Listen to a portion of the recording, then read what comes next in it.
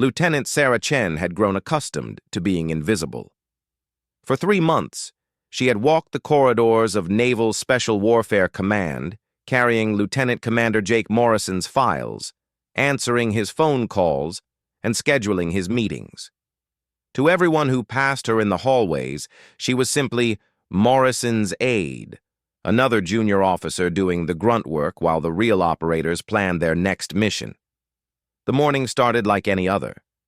Sarah arrived at 05:30, 30 minutes before Morrison, and began sorting through the classified briefings that had arrived overnight.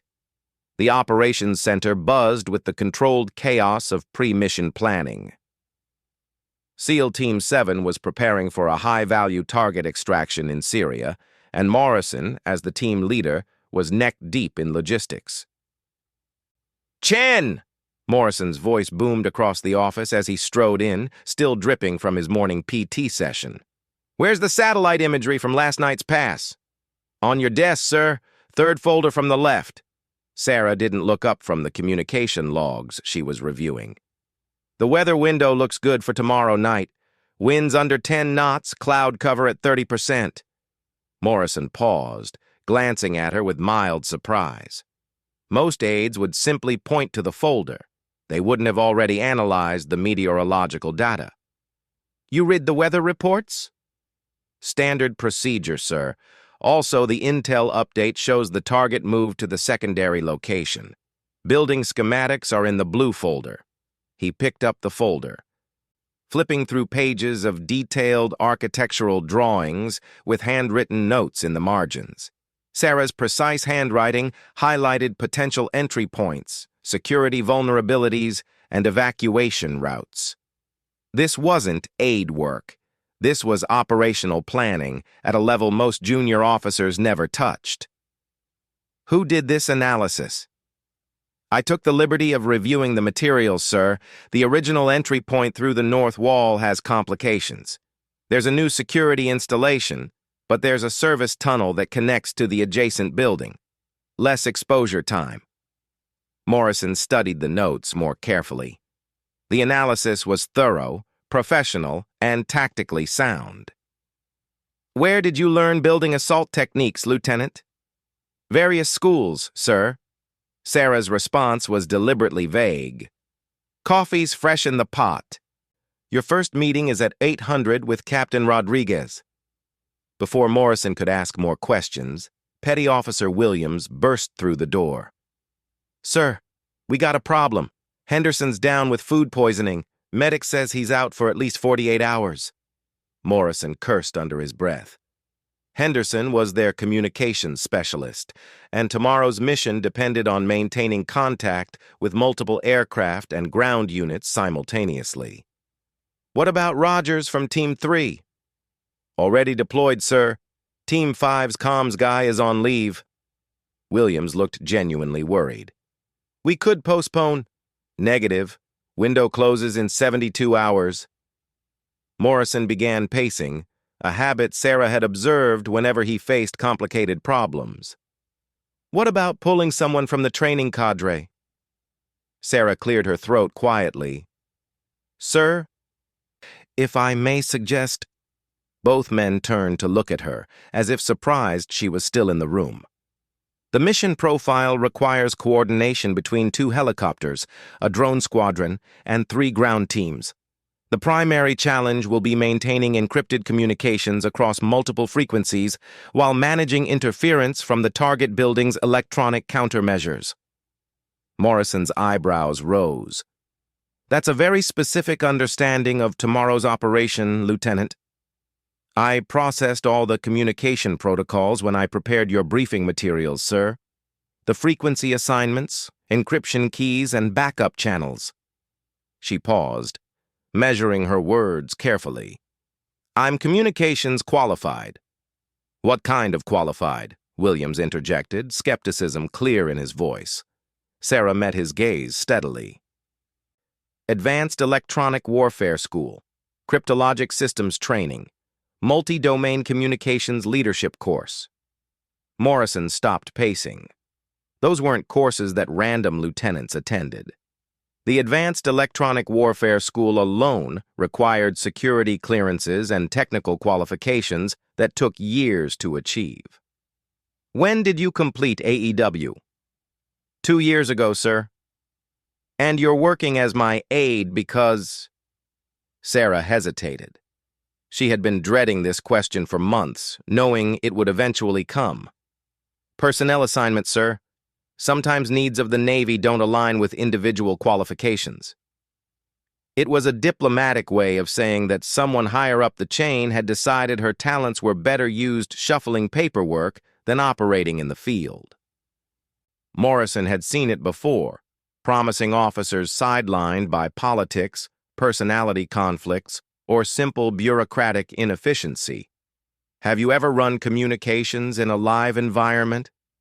The question hung in the air. Sarah's service record was classified at levels Morrison didn't have access to, but he was beginning to suspect there was much more to his quiet, efficient aide than anyone realized. Yes, sir. What kind of environment? Another pause. Hostile, sir. Williams laughed, but not unkindly. Ma'am, no offense, but running comms for training exercises isn't exactly... 17 missions, Sarah interrupted, her voice calm but firm. 14 countries. 0 communication failures. The room went silent. Morrison studied her face, noting details he had missed over the previous months. The way she carried herself, straight posture that spoke of ingrained military bearing. The calluses on her hands that suggested more than office work. The small scar above her left eyebrow that could have come from any number of training accidents or something more serious. 17 real-world missions, Morrison repeated slowly. Yes, sir. As communications? Among other duties. Morrison exchanged glances with Williams, who was no longer smiling. In the Special Operations community, 17 missions was significant experience, the kind of experience that earned respect, not aid assignments. Lieutenant, step into my office. Morrison's tone had shifted from casual authority to something approaching professional curiosity. Sarah followed him into the smaller adjoining room, closing the door behind her. Morrison gestured to a chair, but she remained standing. Who are you? The question was direct, without pretense. Lieutenant Sarah Chen, sir. Your aide.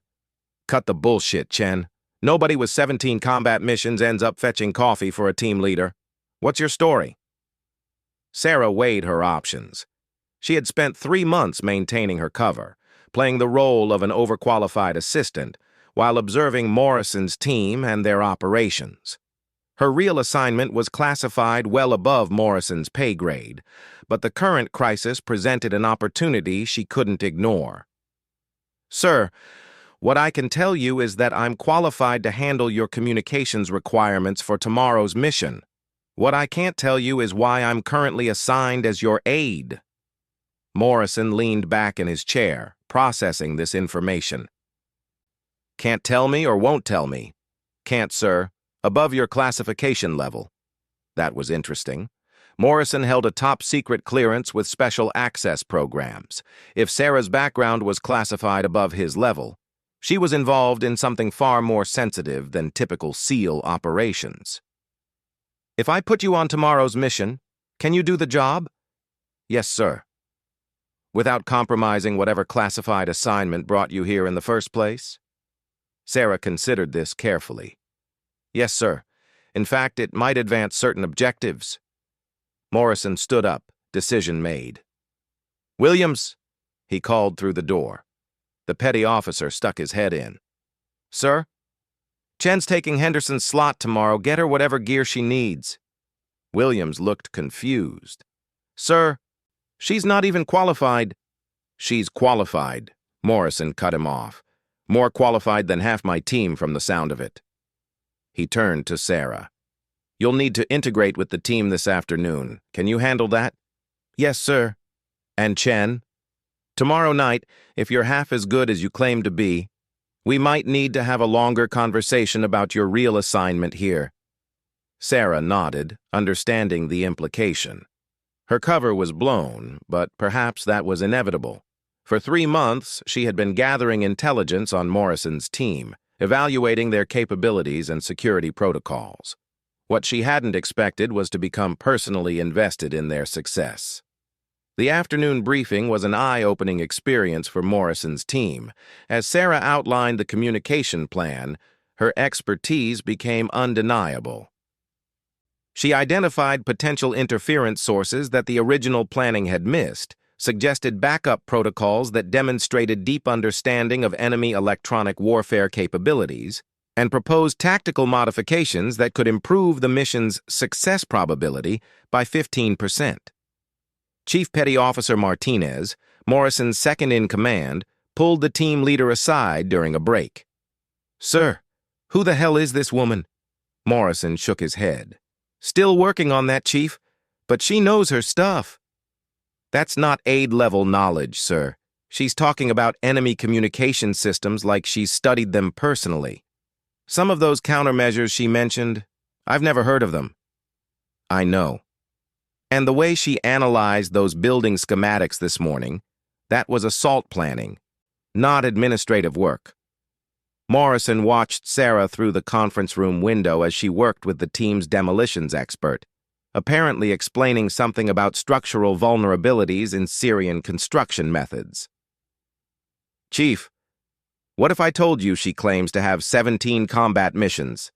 Martinez whistled low. 17? Sir, that would put her in some very exclusive company. "That's what I'm thinking. So why is she processing your paperwork instead of leading her own team? That's the million-dollar question." The evening equipment check revealed more surprises. Sarah handled the advanced communication gear with the familiarity of long practice. Her weapons handling was smooth and professional, not the hesitant competence of someone maintaining basic qualifications, but the unconscious efficiency of someone who had used these tools in serious situations.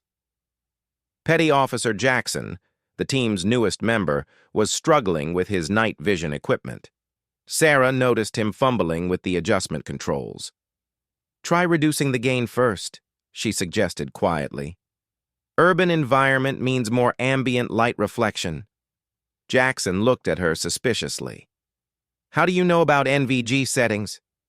"Same way I know you're new to the team," Sarah replied without looking up from her own gear check.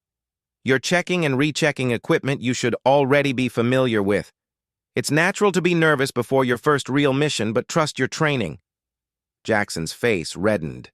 "Ma'am, this isn't my second mission," Sarah corrected gently. "First was 6 months ago. Probably a simple reconnaissance. This is your first direct action."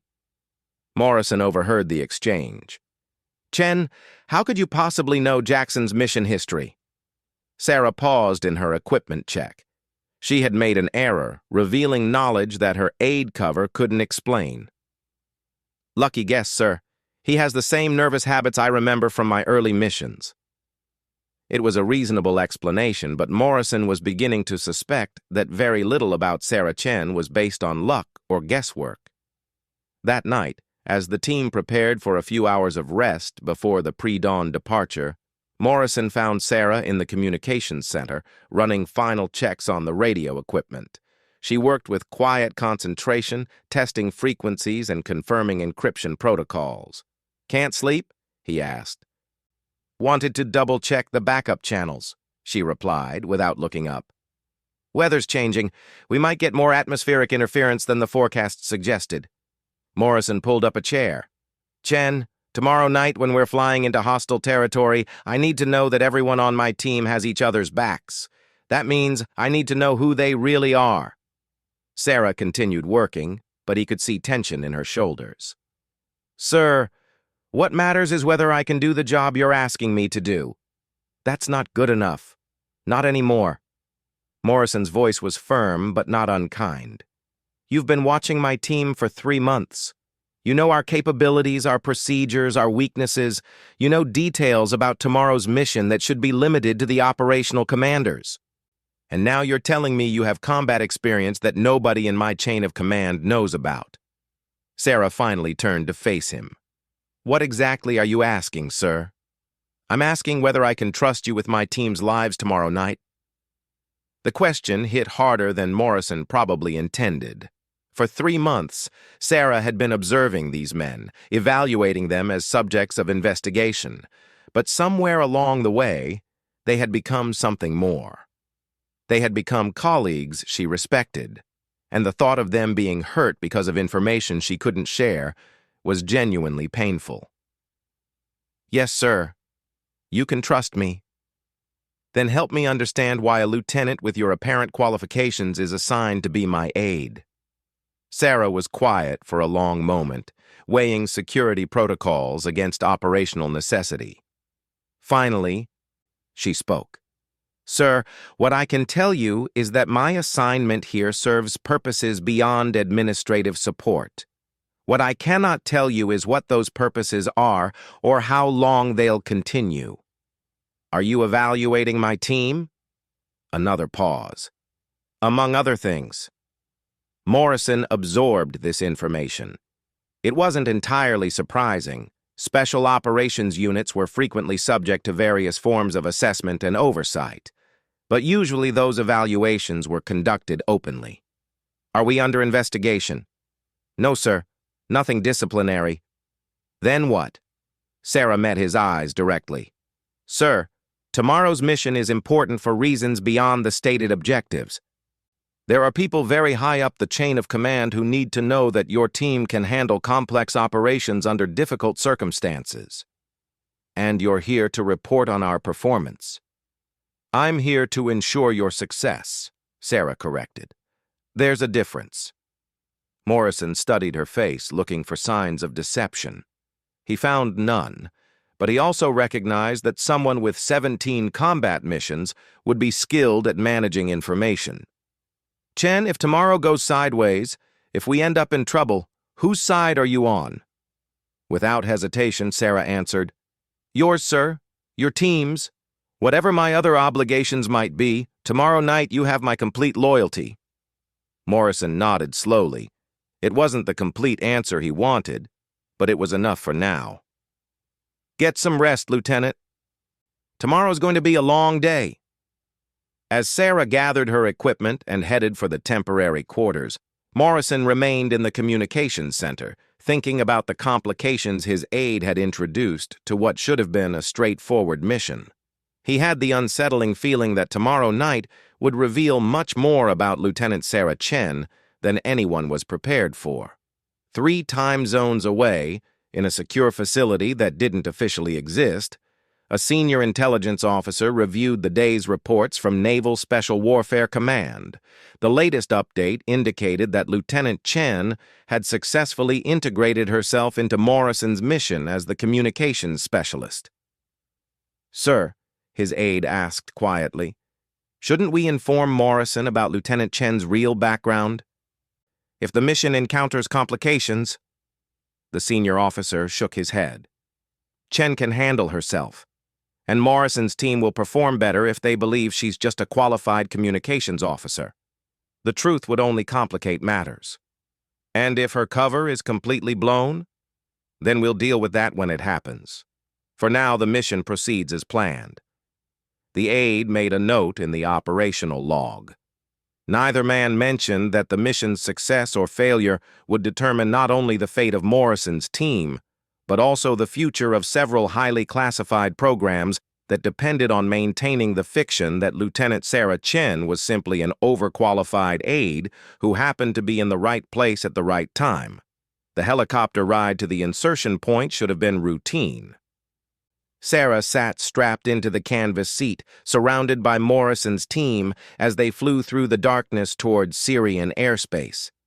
The steady rhythm of the rotors created a white noise backdrop that most operators used for final mental preparation.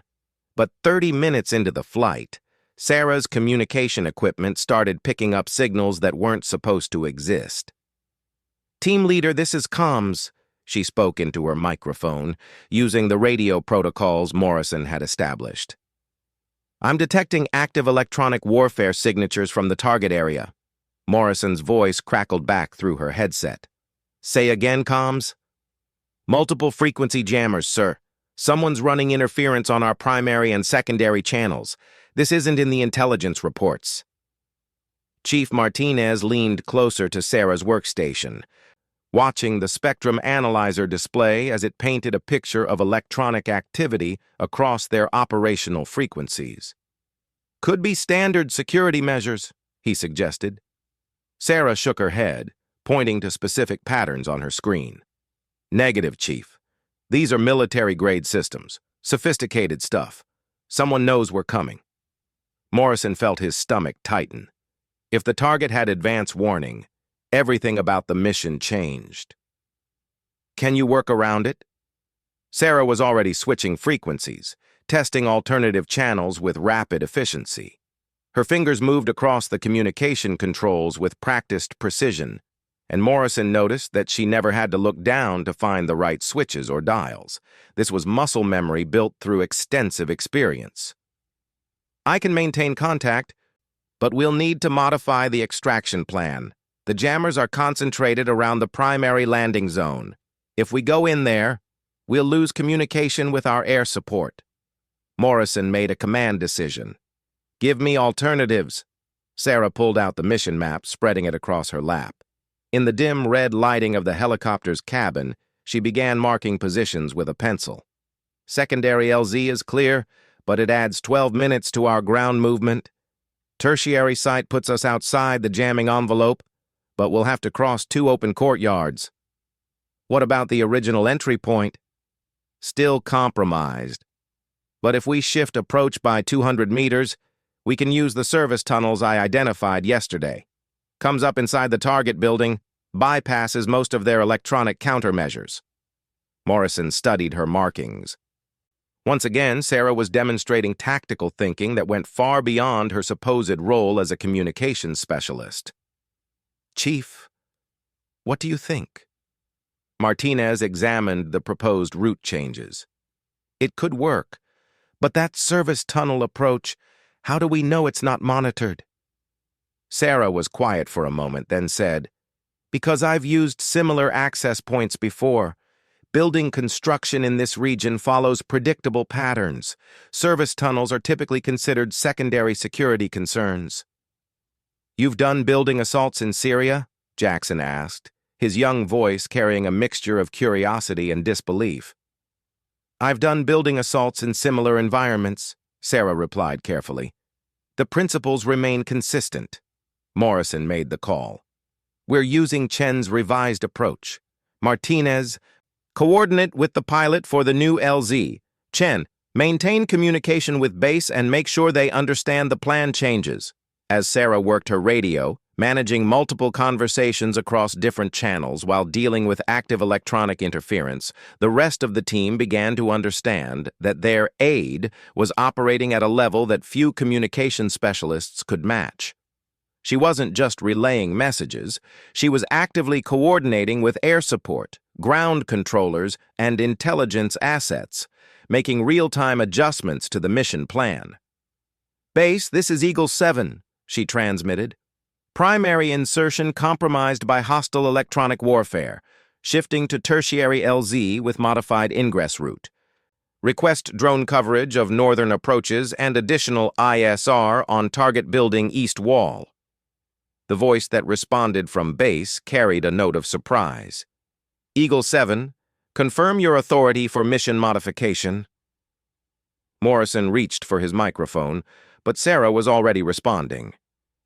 Base, this is Lieutenant Chen, call sign Phantom, authentication Delta 77 Alpha, mission modification approved under combat authority. Morrison's eyebrows shot up. Phantom wasn't a call sign he recognized, and combat authority wasn't something that Lieutenant Aides typically possessed, but Base seemed to accept her credentials without question. Copy, Phantom. Drone reposition approved. ISR assets moving to cover new approach. As the helicopter began its approach to the revised landing zone, Morrison pulled Sarah aside as much as the cramped space allowed. Lieutenant, we need to talk when we get back. Yes, sir. That call sign, Phantom, where did that come from? Sarah checked her equipment one more time before answering. Previous assignment, sir. What kind of previous assignment uses Phantom call signs? Before Sarah could answer, the helicopter's crew chief announced, 2 minutes to insertion. The team went through their final checks with practiced efficiency. Weapons, communications, medical supplies, breaching charges, everything needed for a surgical strike in hostile territory. Sarah moved through her preparations with the same calm professionalism as the rest of the team, but Morrison noticed details that hadn't been apparent during training. Her body armor wasn't standard issue. The night vision goggles attached to her helmet were newer and more sophisticated than what most of his team carried. Her sidearm was a custom 1911 pistol that showed signs of extensive use and careful maintenance. These weren't the tools of a desk-bound lieutenant. The helicopter flared for landing in a small clearing 3 kilometers from the target building. As the team prepared to fast rope down, Sarah made one final communication check. All stations, this is comms, radio check. One by one, each team member confirmed their communication status. Clear signals, good encryption, backup channels ready. Despite the electronic warfare environment, Sarah had managed to maintain full connectivity across the entire operational network. Outstanding work, Chen, Morrison transmitted as they prepared to move out. Stay close to me during the approach. Copy, team leader. The ground movement to the target went smoother than anyone expected. Sarah had been right about the service tunnel. It provided concealed access directly into the building's basement level. More importantly, her route planning had avoided 3 separate security patrols that showed up exactly where she had predicted they would be. How did you know about those patrol patterns? Martinez whispered, as they waited in the tunnel while guards passed overhead. Studied the intelligence reports, Sarah whispered back. Cross-referenced with typical security protocols for this type of facility. It was a reasonable explanation, but Morrison was beginning to suspect that Sarah's study of intelligence reports involved sources that weren't available to his team. Her knowledge was too precise, too current, too detailed. Inside the target building, Sarah's communication skills became essential. She maintained contact with multiple air assets while coordinating with ground units, all while helping the team navigate through corridors that matched her architectural analysis perfectly. When they reached the room where their high-value target was supposed to be held, Sarah was already coordinating extraction with the helicopter crews, but the room was empty. Target's not here, Morrison reported quietly. Chen, get me updated intelligence. Sarah was already working her radio, but instead of contacting their usual intelligence support, she switched to a frequency that none of the team members recognized. Raven, this is Phantom, she transmitted on the unknown channel. Primary target location negative. Request immediate update on subject movement. The response came back in less than 30 seconds. Phantom, target relocated to Building 7, second floor, eastern wing. Movement occurred 2 hours ago. Morrison stared at Sarah. This wasn't their planned intelligence support. This was something else entirely. Chen, who the hell is Raven? Sarah met his eyes directly. Sir, we have updated target location. Building 7, approximately 400 meters northeast of our current position. That's not what I asked. It's what matters right now, Sarah replied. We can get the target, but we need to move quickly. My sources indicate he'll be moved again within the hour. Morrison faced a command decision that went against every protocol in the book. His aide was receiving intelligence from unknown sources through unauthorized communication channels. But that intelligence could be the difference between mission success and failure. Martinez, what do you think? The chief looked from Morrison to Sarah and back. Sir, her information has been accurate so far. Morrison made the call. We're moving to the new target location. Chen, maintain contact with your source. Everyone else, standard movement formation. The approach to Building 7 revealed more of Sarah's capabilities. She guided them through a security perimeter with the precision of someone who had studied the facility's defensive layout in detail. More than studied it, someone who seemed to know exactly where guards would be positioned and how their patrol patterns would shift throughout the night. Left corridor, 30 meters, then right at the junction, she whispered into her microphone. 2 guards at the main stairwell, but service stairs are clear. How can you possibly know that? Jackson asked as they moved. Sarah pointed to her communication equipment. My source has eyes on the building. But Morrison noticed that she wasn't receiving constant updates over her radio. Somehow, she seemed to know the building's layout and security arrangements without needing to be told. It was as if she had been there before. They reached the 2nd floor without incident, but as they approached the target room, Sarah suddenly held up her hand, signaling the team to stop. Problem? Morrison whispered. Sarah was listening to something on her earpiece, her face tense with concentration. After a moment, she looked up. We have complications. 3 additional security personnel just entered the building. They're heading for our target room. How long do we have? 5 minutes, maybe less. Morrison cursed silently. They could rush the room and grab their target, but 3 additional guards meant a much higher probability of a firefight. In hostile territory with limited backup, that wasn't a scenario he wanted to face. Options? He asked Sarah. I can buy us time, she said. Create a distraction that pulls the security away from our target area. What kind of distraction? Sarah reached into her equipment pack and pulled out a device Morrison didn't recognize. It looked like a radio transmitter, but more sophisticated than anything in his team's inventory. Electronic countermeasures, she explained. I can trigger their fire alarm system and activate emergency lighting protocols.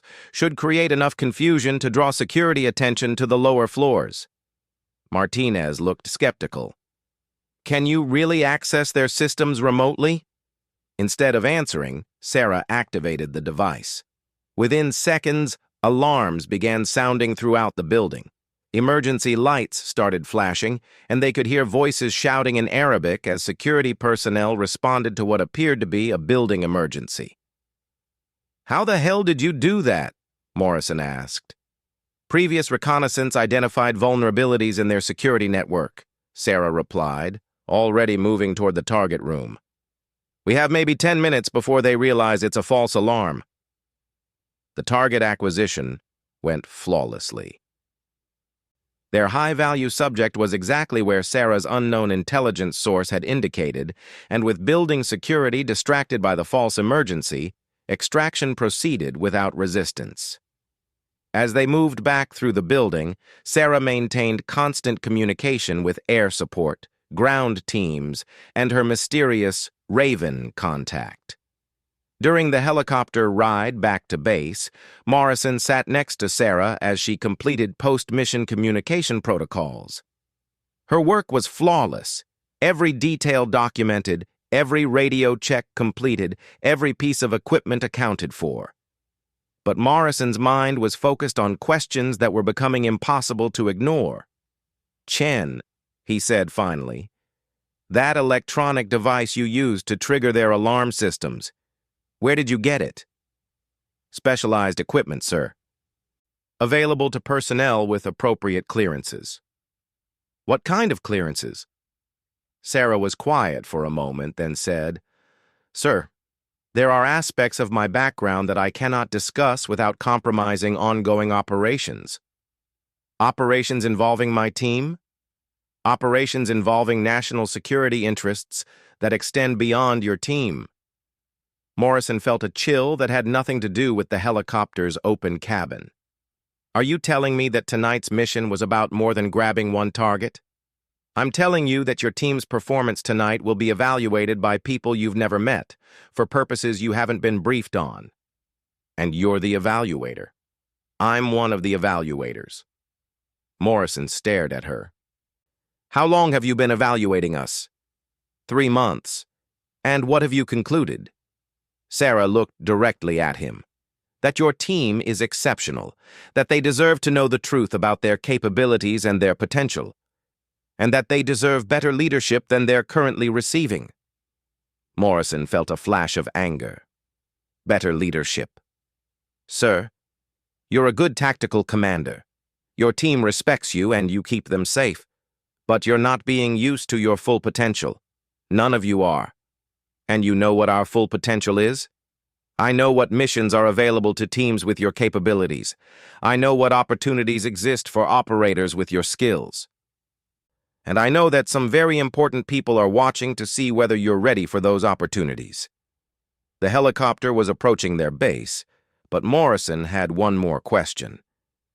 Chen, tomorrow morning, when we debrief this mission, what are you going to report? Sarah considered her answer carefully. That Morrison's team successfully adapted to changing conditions, demonstrated superior tactical flexibility, and completed their mission despite significant complications. That they possess capabilities that exceed their current operational assignments. And that they're ready for more challenging work. As the helicopter touched down, Morrison realized that his aide had just changed everything. Whatever Sarah Chen's real mission had been, her evaluation of his team was about to open doors that he hadn't even known existed. But first, he needed to understand exactly who Lieutenant Sarah Chen really was. And tomorrow morning's debriefing was going to provide some very interesting answers. In the Secure Communications Center, as Sarah filed her post-mission reports, Morrison noticed that she was using communication channels and encryption codes that weren't part of his team's standard protocols. Her reports were going to recipients whose identities were classified above his security clearance. For 3 months, he had thought Sarah Chen was just an overqualified aide doing administrative work. Now he was beginning to suspect that she was something much more significant, and that tomorrow morning's debriefing was going to reveal truths that would change his team's future in ways he couldn't yet imagine. The mission had been a success, but Morrison was beginning to realize that the real operation was just beginning. The morning debriefing was scheduled for 800, but Morrison arrived at the conference room 30 minutes early, hoping to catch Sarah before the official session began. He found her already there, setting up equipment and organizing files with her characteristic precision. Couldn't sleep either? He asked. Sarah looked up from the classified documents she was arranging. Wanted to make sure everything was properly prepared for the debrief. Sir. Morrison noticed that the files Sarah was organizing weren't the standard post-mission reports. These were thicker, more comprehensive, and marked with classification levels he rarely encountered. Chen, those look like assessment reports. They are assessment reports, sir. Assessing what exactly? Before Sarah could answer, Chief Martinez entered the room, followed by the rest of the team. They took their usual seats around the conference table, but Morrison noticed an unusual tension in the air. Everyone seemed to sense that this wasn't going to be a routine mission debriefing. Sir, Martinez said quietly, there are some unusual vehicles in the parking area, government plates, high-security transport. Looks like we're getting some important visitors. Morrison felt his stomach tighten. High-level visitors after a classified mission usually meant one of two things. Either something had gone very right, or something had gone very wrong. At exactly 800, Captain Rodriguez entered the room, but he wasn't alone. Behind him walked 2 men Morrison didn't recognize, both wearing civilian clothes but carrying themselves with the unmistakable bearing of senior military officers. Behind them came a woman in Navy dress uniform with insignia that made Morrison's eyes widen. Admiral Sarah Mitchell. Morrison recognized her from official photographs, though he had never seen her in person. She was the Deputy Director of Naval Special Warfare, one of the most senior women in the Special Operations community. But what confused Morrison was Sarah Chen's reaction. Instead of standing at attention like the rest of the team, she remained seated, calmly organizing her files. Gentlemen, Captain Rodriguez announced, We have some distinguished visitors who want to hear about last night's mission. Admiral Mitchell stepped forward, but her eyes weren't on Morrison or his team. She was looking directly at Sarah Chen.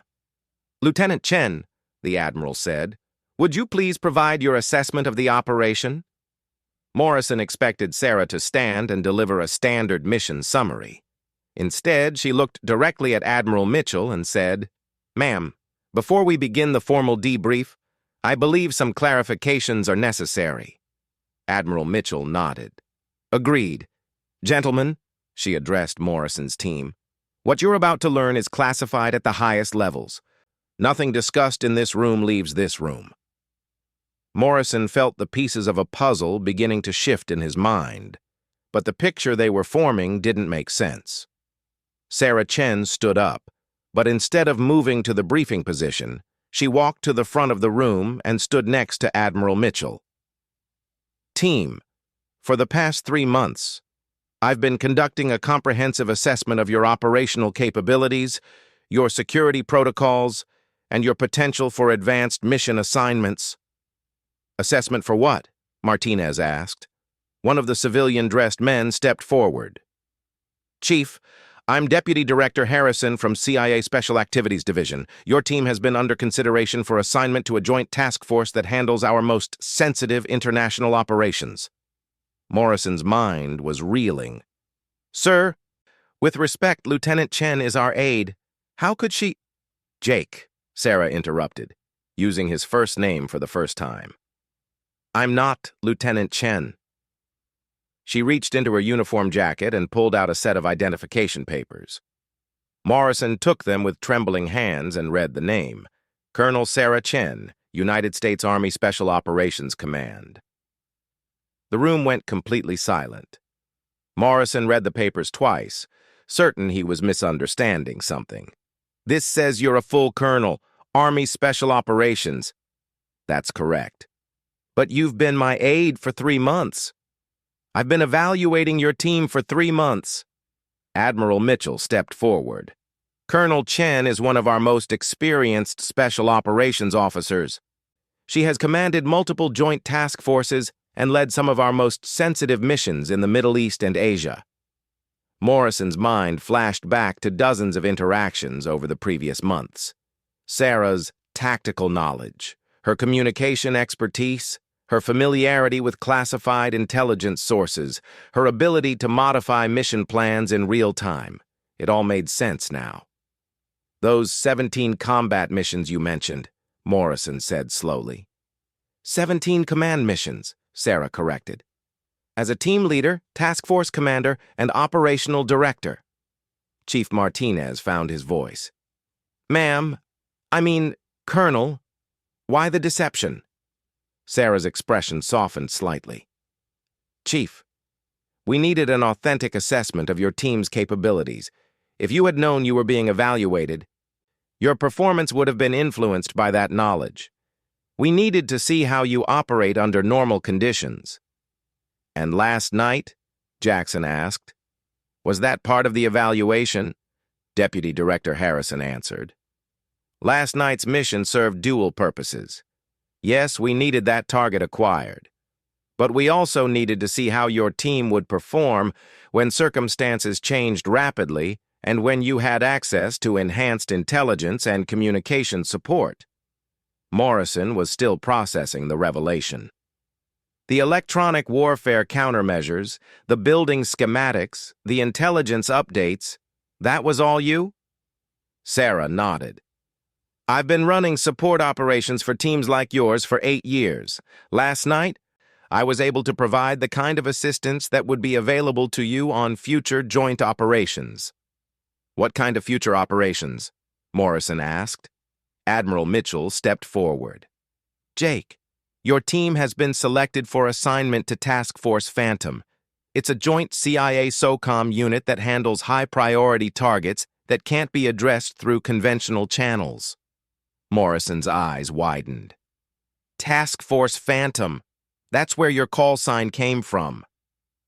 "I'm the current operational commander of Task Force Phantom," Sarah confirmed, "and based on my assessment over the past 3 months, I've recommended your entire team for assignment to the task force. The implications hit Morrison like a physical force. You're not just evaluating us, you're recruiting us. That's correct. And if we accept? Deputy Director Harrison smiled. You'll be working directly for Colonel Chen.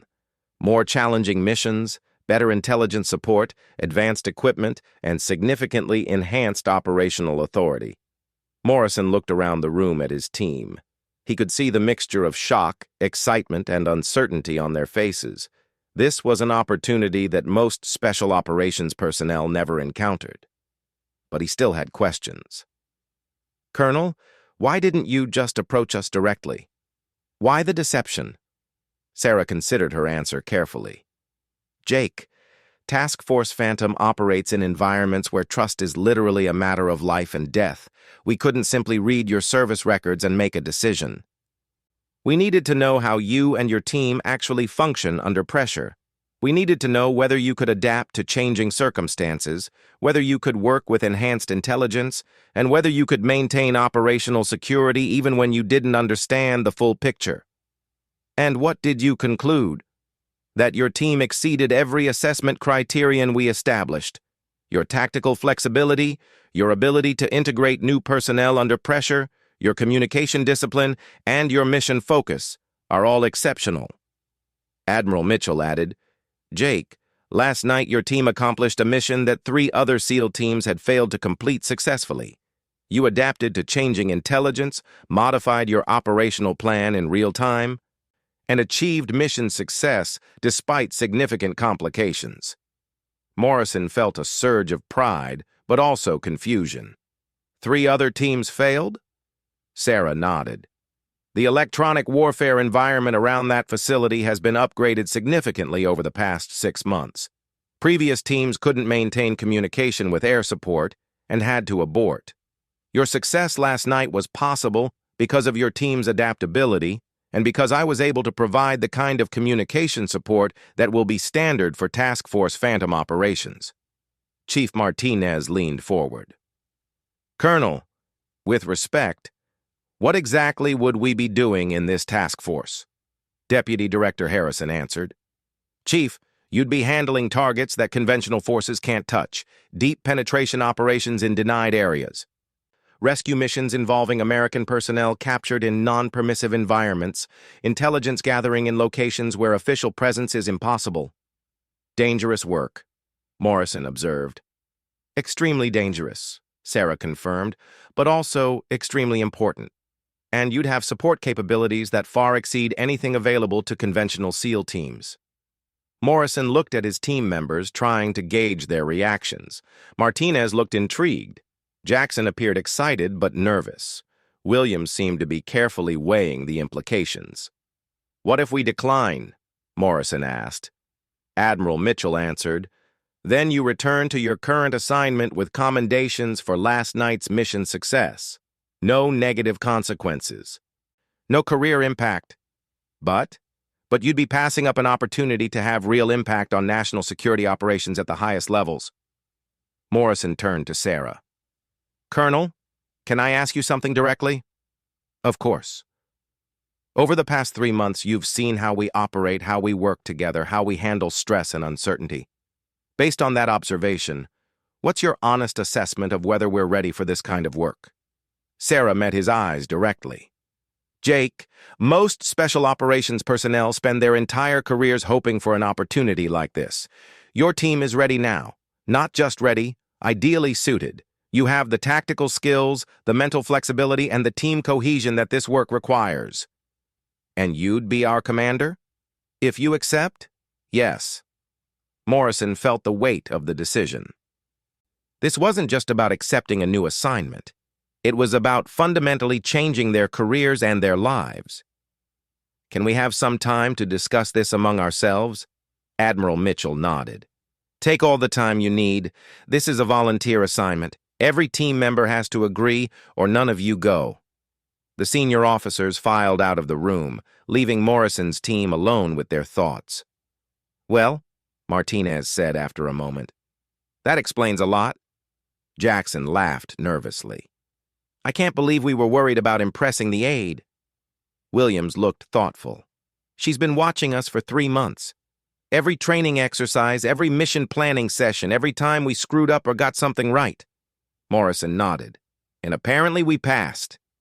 Do we trust her? Martinez asked. I mean, she's been lying to us for 3 months. She's been doing her job for 3 months, Morrison corrected. There's a difference. What do you think, sir? Jackson asked. Is this the kind of opportunity we should take? Morrison considered the question carefully. Guys, I've been a SEAL for 12 years. I've never been offered anything like this. The chance to work at this level, with this kind of support, on missions that actually matter, it doesn't come along often. And working for Colonel Chen? Williams asked. Morrison thought about Sarah's performance over the past 3 months, and especially her conduct during the previous night's mission. Honestly, I can't think of anyone I'd rather follow into hostile territory. She knows what she's doing, and she clearly cares about her people. The team spent another 20 minutes discussing the implications, the risks, and the opportunities. When they called the officers back into the room, Morrison spoke for all of them. Admiral, we accept. Sarah smiled, the first genuine, unguarded smile Morrison had seen from her in 3 months. Outstanding. Welcome to Task Force Phantom. Admiral Mitchell stepped forward and shook Morrison's hand. Jake, you and your team are about to become part of something very special. Colonel Chen will brief you on your first mission next week. As the senior officers prepared to leave, Admiral Mitchell paused at the door. She looked around the room at Morrison's team, then turned to face Sarah Chen. And then, to Morrison's amazement, Admiral Mitchell came to attention and rendered a sharp military salute. Not to Morrison, the team leader, not to Martinez, the senior enlisted man, to Colonel Sarah Chen. Sarah returned the salute with the crisp precision of a senior officer accustomed to such courtesies. In that moment, Morrison fully understood the magnitude of what had just happened. For 3 months, they had been working alongside one of the most senior special operations officers in the U.S. military, and they had never known it. After the officers departed, Morrison found himself alone with Sarah, Colonel Chen, as she packed her assessment files. Colonel, he said, I have one more question. What's that, Jake? That first day when you walked into my office as my aide, were you nervous? Sarah laughed, terrified. I've commanded joint task forces in 3 different combat zones, but I'd never tried to convince a SEAL team that I was just an overqualified lieutenant doing paperwork. You did a good job. We never suspected. You suspected plenty, especially after yesterday's mission preparation. Morrison nodded. Your tactical knowledge was too advanced, and your communication skills were way beyond aide level.